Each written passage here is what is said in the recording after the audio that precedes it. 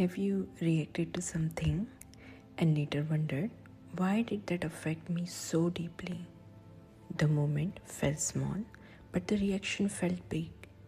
That moment, that spark is called a trigger. A trigger is a bridge between your past memories and your future fears. It pulls something unfinished from the past and projects it into the present moment, shaping how you feel, think, and behave. Let's understand the types of trigger. Negative triggers are more familiar to us. They are often linked to trauma, fear, or emotional wounds. A sound, a place, a person, and suddenly the body reacts with anxiety, fear, discomfort. But triggers are not always negative. Positive triggers exist too. They gently bring joy, warmth, connection. A song that takes you back to happy time, a familiar smell that soothes your nervous system, the sound of waves, the scent of lavender, a simple image that inspires you.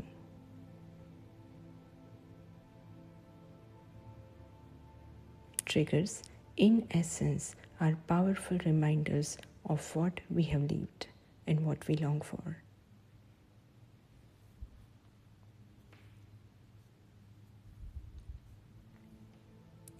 When a negative trigger arises, it is not there to harm you. It is here to show you something. Something inside you is still waiting for attention, for care, for healing. Instead of seeing triggers as enemy, what if we saw them as gateway? Gateway to understanding what we truly need.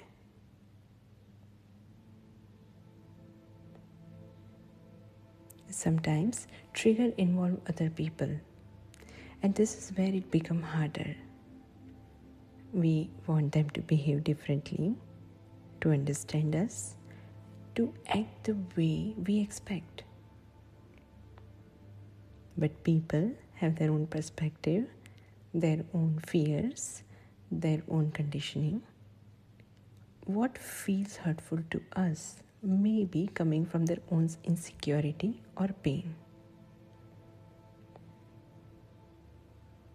And this doesn't mean we accept everything blindly, but it helps us soften the grip of expectation.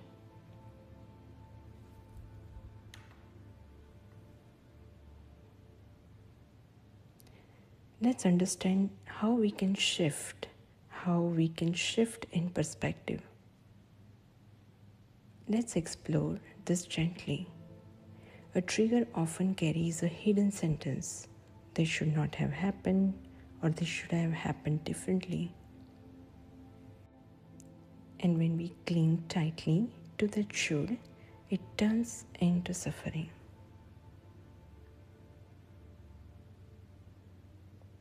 Life may throw the first arrow, an event, a situation, something painful.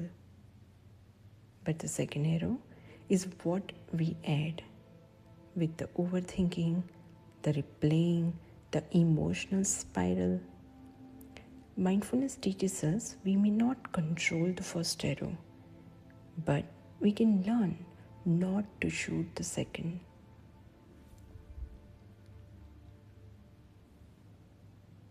So, what can we do when trigger arises? Pause. Notice, what am I feeling right now? Go deeper. What do I need right now? And this is where we use the practice of RAIN. Recognize what is happening. Allow the experience to be here. Investigate with kindness. Nurture what needs care. Slowly, gently, we begin to separate the present moment from the past memory. And doing so, we begin to complete what was left unfinished.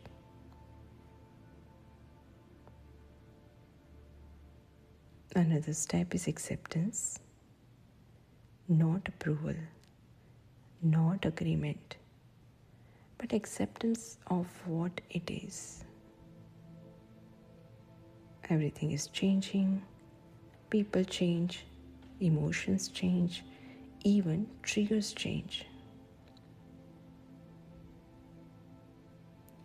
What hurts deeply today may not feel the same tomorrow. And this is the truth of impermanence. So, the next time you are triggered, pause just for a moment. Instead of asking, why is this happening to me? Ask gently, what is this trying to show me? Because within every trigger, there is a message. Within every reaction, there is a need. And within every moment of awareness, there is a doorway. Not back into the past, but forward into healing.